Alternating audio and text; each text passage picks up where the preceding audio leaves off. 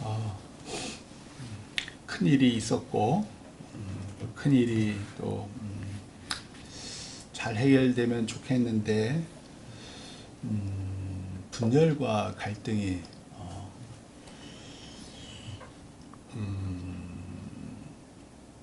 저는 그렇게 심각할지 몰랐는데 많이 심각했네요. 그래서 미국만 나라가 두쪽이라는 게 아니라 우리나라도 많이 두쪽이 됐구나 라는 생각도 참 많이 했고, 우리 그리스도인들은 어찌 살아야 하나. 우리 그리스도인들도 차이가 많잖아요. 생긴 것도 다르고 바라보는 눈도 다 다르고 직업도 다르고 많이 다른데, 하나님께서 이 시대를 우리가 살게 하신 이유는 뭘까? 하나님 안에서 우리가 그 모든 차이를 극복하고 서로 더욱더 사랑하라는 게 하나님 뜻이 아닌가. 어제 그런 일도 있었고 오늘 말씀을 통해서, 왜냐하면 우리는 그리스도인이에요. 그리스도인은 예수 그리스도를 따르는 사람들인데, 말씀대로, 주님의 말씀대로, 예수님의 말씀대로 살지를 못하잖아요. 솔직히 우리가. 그러니까 살려고 노력하고 애씁니다.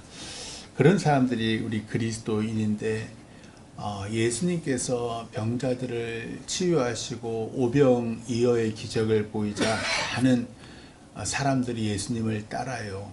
물론 이제 기적을 보고 따른 거죠. 그들에게 예수님께서 이리 말씀하세요. 내가 내 친구 너희에게 말하노니, 참 감사해요. 쇳덩어리 보고 내 친구라 그러는 거예요.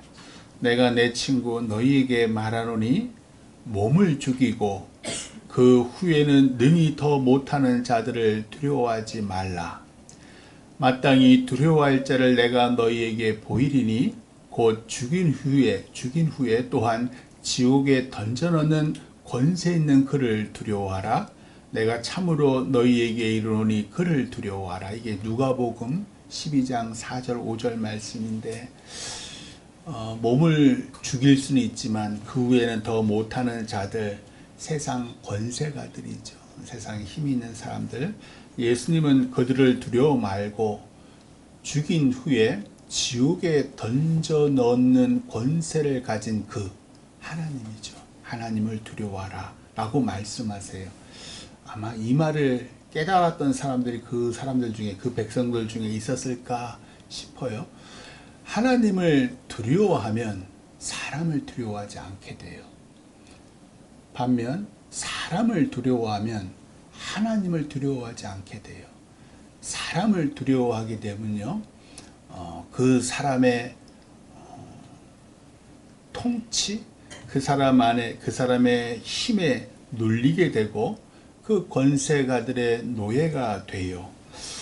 당연히 이 땅 권세가들이 힘이 있잖아요. 그 사람들의 눈치를 보게 되고 그들의 명령이 설사 불의하더라도, 불법하더라도 따라야 돼요. 왜냐하면 내 기쁨, 내 안전이 이 땅 권세가들에게 있다고 생각하니까요. 그렇잖아요. 그래서 많은 사람들이 권세가들에게 줄을 서고 그들의 부당한 명령을 거부하지 못해요. 우리가 봤듯이.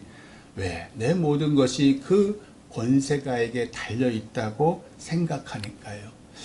사람이셨던 예수님은 당시 권세가였던 헤롯 왕, 제사장들, 바리새인들, 서기관들로부터 살해 위협을 받았고 결국 로마의 예루살렘 총독이었던 본디오 빌라도에 의해서 십자가에 못 박혀 죽으셨잖아요. 그러면 끝이어야 하잖아요. 우리도 그렇게 생각하잖아요. 우리 죽으면 끝인데. 근데 예수님은 그때로부터 우리가 전혀 상상하지 못했던 일을 벌이시는 거예요. 무덤에 있던 예수님의 시체가 사라지고 3일 만에 부활하셔서 마가의 다락방에 있던 제자들을 만나시고 또 갈릴리 호수 디베라 호숫가에 나타나셔서는 밤새도록 물고기 한 마리도 못 잡았던 제자들에게 오른쪽에 그물을 던져라 했더니 제자들이 던졌잖아요. 153마리의 물고기가 막 배가 잠길 정도로 잡혔던 거예요. 제자들과 같이 식사도 하시고, 그리고 난 다음에 40일 후 하늘로 올라가시면서 제자들에게 이렇게 말씀하세요. 오직 성령이 너희에게 임하시면 너희가 권능을 받고 예루살렘과 온 유대와 사마리아와 땅끝까지 이르러 내 증인이 되리라. 살아계신 예수님과 함께 있을 때는 제자들이 권능을 받는다는 얘기를 안 하셨어요. 권능은 예수님으로부터 나왔단 말이에요. 근데 예수님이 하늘로 승천을 하셔요. 그러면서 뭐라 그러시냐면, 내가 승천하면 성령이 너희에게 임하실 거고 너희가 권능을 받아 세상을 이길 힘을 가질 거야. 사람을 두려워하지 않을 거야. 권세가들에게 무릎 꿇지 않을 거야. 그 권세가들이 어떤 권세를 가지더라도 내가 나의 증인이 될 거야 라고 말씀을 하세요. 그리고 오늘 히브리서 13장 14절 15절 말씀이 이제 등장을 해요. 제가 읽을게요. 우리가 여기에는 영구한 도성이 없으므로 장차 올 것을 찾나니, 그러므로 우리는 예수로 말미암아 항상 찬송의 제사를 하나님께 드리자. 이는 그 이름을 칭언하는 입술의 열매니라. 우리는 입만 이렇게 열면 상대방에게, 다른 사람에게 상처를 줘요. 제가 예전에도 말씀드렸다시피 저는 설교를 통해서 때때로 많은 성도들에게 상처를 줘요. 때로 정죄하기도 하고, 때로 이런 시국에 대해서 얘기를 하다가 그만, 저는 너무 당연하다고 생각했는데 어떤 성도에게는 그게 당연하지 않은 거예요. 그러면 그 말씀을 가지고 성도들이 너무 상처를 받아요. 그러면 사실은 이제 그걸 들으면 저도 또 아까도 좀 전에 회개 기도할 때 참 지지리도 못난 사람을 하나님께서 이 자리에 앉히셔서 또 어떤 성도의 마음에 깊은 상처를 줬구나 회개를 했습니다. 참 우리는 입만 열면요 잘난 체하고, 입만 열면 다른 사람을 판단하고 정죄해요. 그런데 우리 이 입술이 좋은 열매를 맺을 때가 종종 있어요. 그게 뭐냐면 하나님의 이름을 찬송할 때, 그게 유일한 열매예요. 우리가 한번 곰곰이 생각해 보세요. 우리가 주일날 예배하고 하나님 찬양하고 말씀 듣고 또 서로 간에 좋은 얘기할 때 말고 내 입술이 뭔 좋은 얘기를 할까? 아니요. 대부분은요 나쁜 말이에요. 세상 지랄하고 그렇잖아요. 맨날 남 비난하고.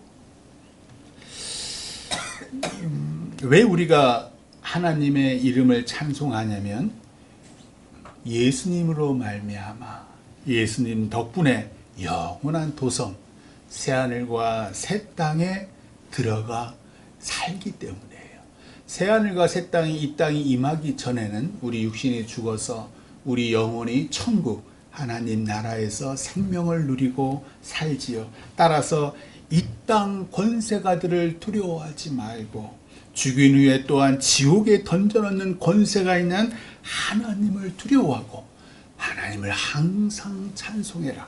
왜? 이 세상 삶은 너무 짧아요. 우리 다 죽어요. 영원히 살 곳은 결국 하나님 품이에요. 근데 그 하나님께서 입만 열면 정죄하고 판단하고 비난하고 남에게 상처가 줬던 이 영혼을 단지 예수 그리스도를 믿는다는 그 단 하나의 이유로, 예수님의 피의 공로로 나를 영원한 나라 천국에 들어가게 하셨으니 얼마나 감사해요. 그러니 이 땅에 뭐가 두렵겠습니까? 그저 하나님만 찬양하는 거. 따라서 16절, 오직 선을 행하고 서로 나누어 주기를 잊지 말아라. 왜냐하면 하나님은 이 같은 제사, 이런 예배를 기뻐하시기 때문에. 지난 주일날 우리가 알아본 것처럼 히브리서 시대는 예수 믿으면 폭행당하고 감옥 가고 비난받고 재산 뺏기고 추방당하고 심지어 죽임을 당하던 시대예요. 이유는 로마 황제를 하나님으로 숭배하지 않기 때문에, 또 로마 사람들이 섬기는 그 무슨 희한한 신들 많잖아요. 뭐 비너스니 뭐 저저 하는 것들, 그것들을 섬기지 않는다고. 그래서 많은 그리스도인들이 교회를 떠나 배교합니다. 왜? 거기서 먹고 살아야 하잖아요. 소수의 신실한 그리스도인들만이 믿음을 놓지 않아요. 그래서 예수를 믿어서 재산을 뺏긴 옆에 성도가 있는 거예요. 그럼 그 사람들 먹을 거 같이 나눠 먹는 거예요. 몰래. 또 투옥된 성도들이 있어요. 믿음 때문에 투옥된 성도들에게 자기 것을 내어주고 또 내어주고 또 내어주면서 선을 행하는 거예요.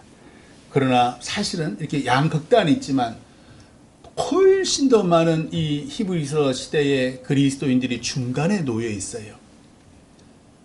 예수님도 섬기고 로마 황제도 섬기고, 우리나라 일제시대 때도 그랬어요. 일제시대 때도 일본의 왕도 섬기고, 그 동방요배라 예배 시간에 했어요. 예배 시간에 동쪽을 향해서 일본 왕을 향해서 절을 해요. 다 목사부터 해서 장로 다 절을 해요. 그리고 예배를 해요. 왜? 우리는 현실을 살아가는 그리스도이니까, 살아야 하니까. 우리도 아마 그 시대에 태어났다면 많은 분들이 그런 삶을 살았을 거예요. 우리와 비슷한 처지의 사람들이 성경에 엄청 많이 등장해요. 우리 다 성경에 있는 사람도 그 시대를 살았던 사람들이니까. 대표적인 사람들은 잘 아시는 12제자들, 예수님의 12제자들 기억해 보세요. 베드로와 안드레와 야고보와 요한은 어부였잖아요. 아주 평범한 어부였고, 마태는 세무 공무원이었고, 또 시몬이라는 사람 기억나세요? 열심당원, 셀로 땅 열심당원이었어요. 이 열심당원이 뭐냐면 유대 민족주의자들이에요. 그러니까 로마의 항거에서 어떻게 보면 우리로 치면 독립운동가 뭐 이런 사람이었어요. 이런 사람도 지금 예수님 밑에 다 들어오는 거예요. 어떤 사람은 성경을 뭐 한참 상고했다 그러고요. 근데 대부분은 직업이 뚜렷하지 않아요. 아마 백수 였지 않았을까. 그러니까 아주 지극히 평범한 예수님 시대에 지극히 평범하게 살았던 사람들이 예수님의 제자로 살았어요. 근데 그런 사람만 있었던 건 사실 아니에요. 제자는 아니지만 사내들인 공회원 니고데모 기억나시죠? 밤에 몰래 예수님께 쫙 찾아가서 우리가 기다리는 분이 당신입니까? 영생은 어떻게 얻습니까? 라고 물었던 사람도 있었고요. 제자는 아니었어요. 또 아리마대 사람 요셉 기억나시죠? 예수님께 자신의 무덤을 제공했던 그 사람도 사내들인 공회원 아주 높은 사람이었고 부자였어요. 근데 그런 사람들은 겉으로 드러내놓고 예수님을 따르지 못했어요. 왜? 그 당시 유대 사회는 예수님을 거부했어요. 아니죠. 예수님이 역적죄, 반역죄를 졌다. 왜? 율법이 규정한 안식일 규정을 지키지 아니하고 나중에는 자기가 하나님의 아들이라고 말하고 다니니까 당연히 저거 쳐 죽일 놈이 된 거예요. 신성 모도 죄를 짓는 죄인이라고 한 거예요. 세상 권세가들에 의해 결국 예수님이 체포당하실 때 제자들 모두 도망합니다. 잘 아시다시피 베드로는 3번이나 예수님을 모른다고 부인을 하지요. 그들도 우리처럼 처음에는 믿음이 뜨뜻미지근했다. 예수님이랑 3년을 동고동락하면서 그 엄청난 기적을 보고 오병이어를 통해 5,000명, 7,000명 먹는 걸 눈앞에서 봤는데도 그들의 믿음은 뜨뜻미지근했다. 다 도망가더라. 그랬던 베드로가 예수님의 부활 승천 후에 마가의 다락방에서 다른 제자들과 함께 기도하던 중에 오순절날 호열히 하늘로부터 임하신 성령 하나님을 만나요. 그리고는 집 밖으로 나가서 담대하게 이렇게 얘기를 해요. 수많은 사람들 앞에 너희가 십자가에 못 박은 이 예수를 하나님이 주와 그리스도가 되게 하셨다. 예수님이 죽으신 지 한 50일 정도밖에 안 됐잖아요. 예수라는 말을 꺼내면 권세가들에 의해 잡혀갈 지경이거든요. 그런데 공공연하게 이 얘기를 꺼냈고, 그날 베드로의 설교를 들은 3,000명의 사람들이 회개하여 주 예수 그리스도의 이름으로 세례를 받고 신도가 되었다. 그들이 이젠 제자라 그러지 않아요. 사도의 가르침을 받아 성령 하나님을 만난 후에 그들은 제자에서 사도가 된 거예요. 사도들의 가르침을 받아 서로 교제하고 떡을 떼며 오로지 기도하기를 힘쓰더라.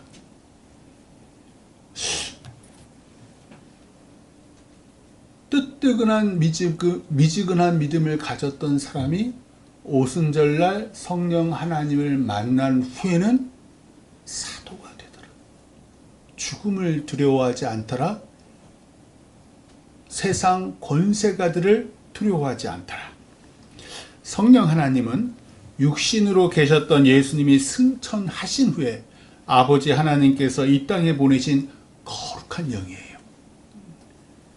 성령 하나님이 임하시기 전에 제자들은 자기 생각대로 자기 이익대로 예수님을 따랐어요.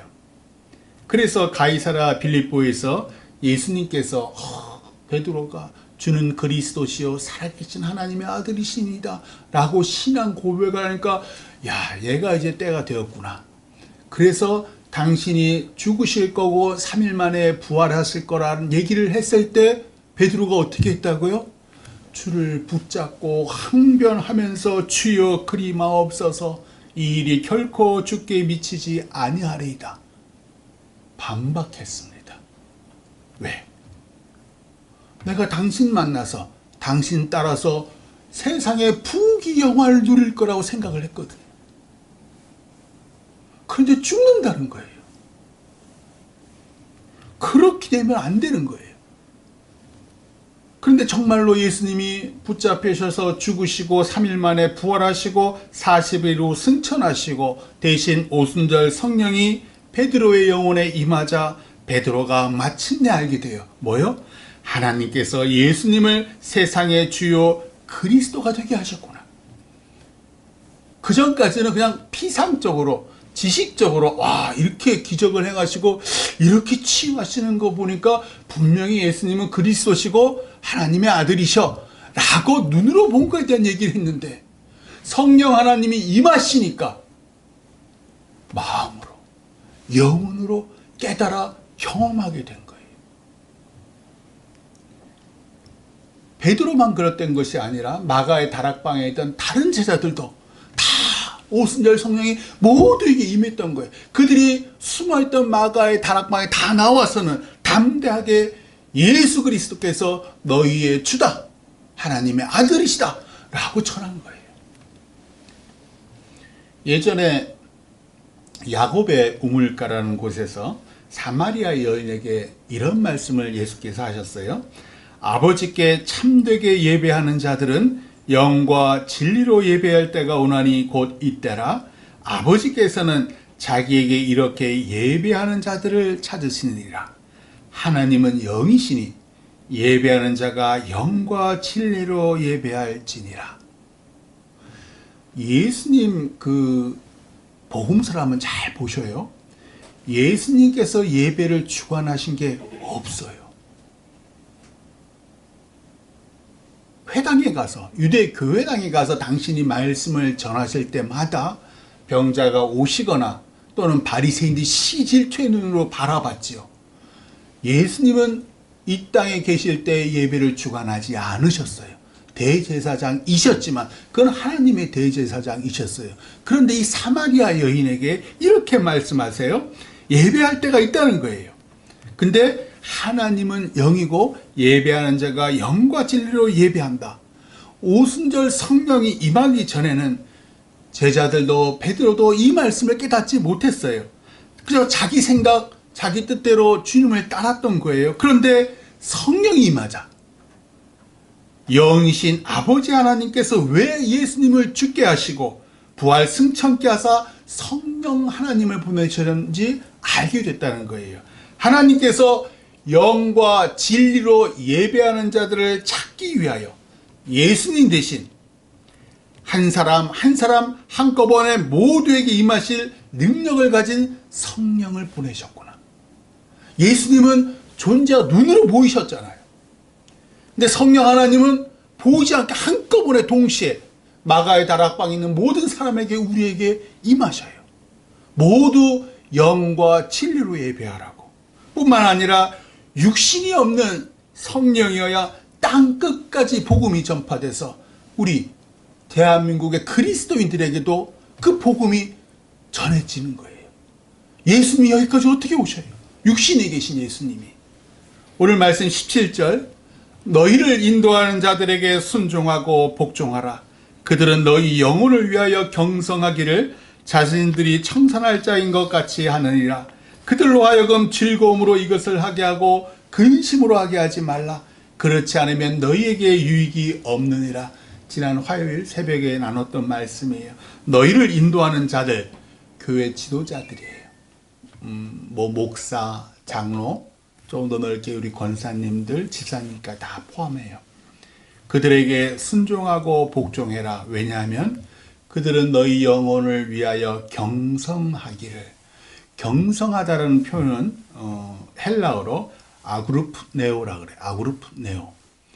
목자가 양들을 돌보고 지키다 라는 뜻이에요. 목자가 양들을 돌보고 지키다. 교회 지도자들은요, 목자가 양떼를 생명처럼 소중히 돌보듯이 성도의 영혼을 생명처럼 돌보고 지킵니다.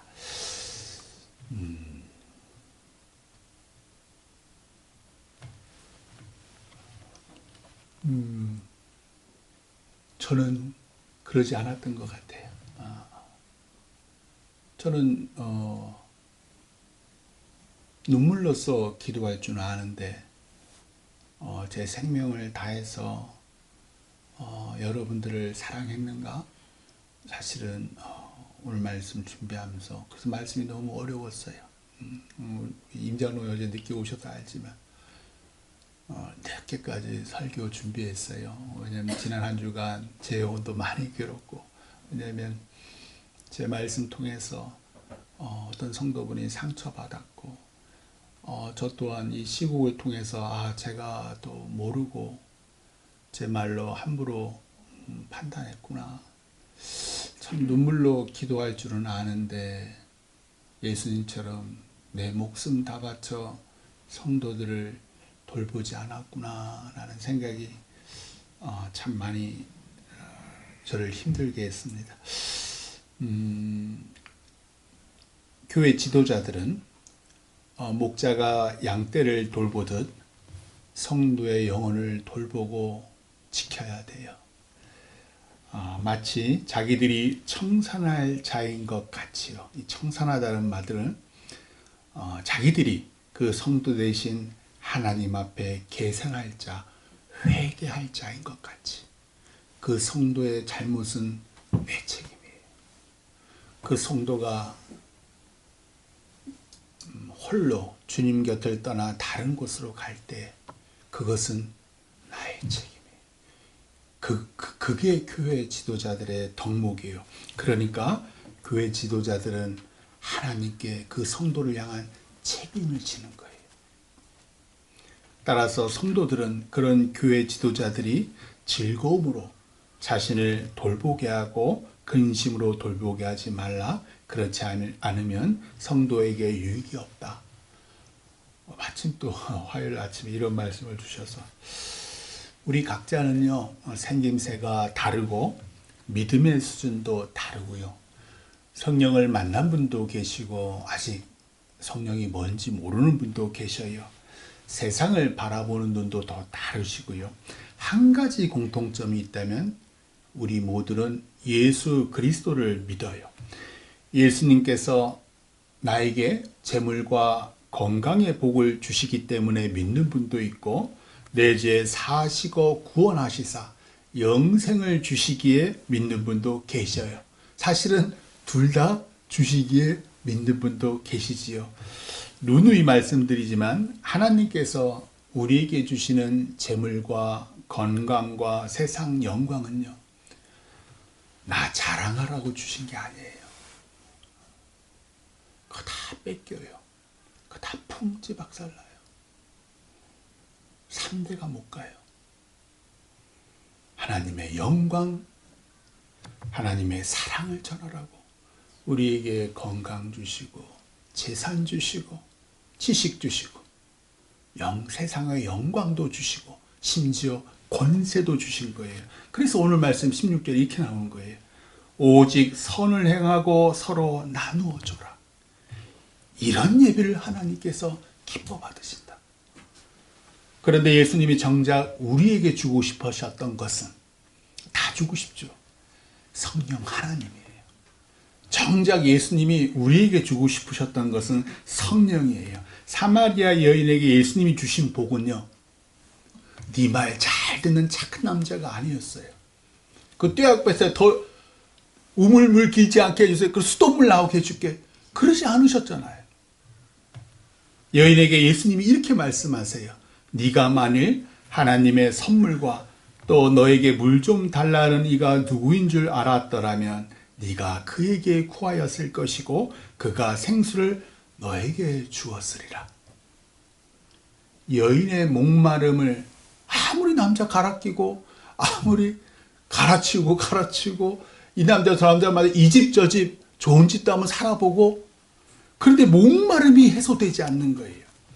하나님의 선물은 눈앞에 있는 예수님이었어요. 그런데 육신을 가진 예수님이 승천하셨잖아요. 예수님은 우리에게 대신 성령을 보내시는 거예요. 영과 진리로 하나님을 참되게 예배하라고. 성령만이 세상 그 무엇도 채우지 못하는 내 영혼의 목마름을 채워주시니까. 내 불안과 우울과 열등감과 교만을 치유해 주셔요. 세상 권세를 향한 동경, 우리 다 있잖아요.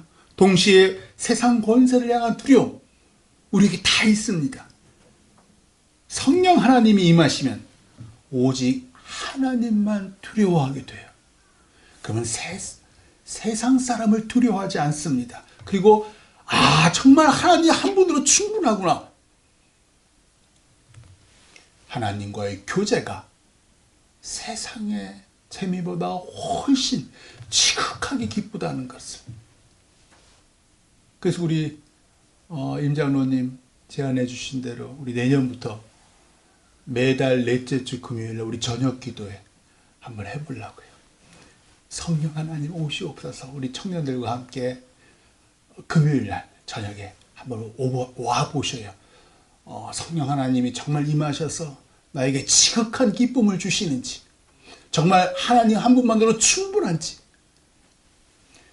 예수님을 따르는 교회 지도자들은 그래서 성령으로 충만해야 합니다.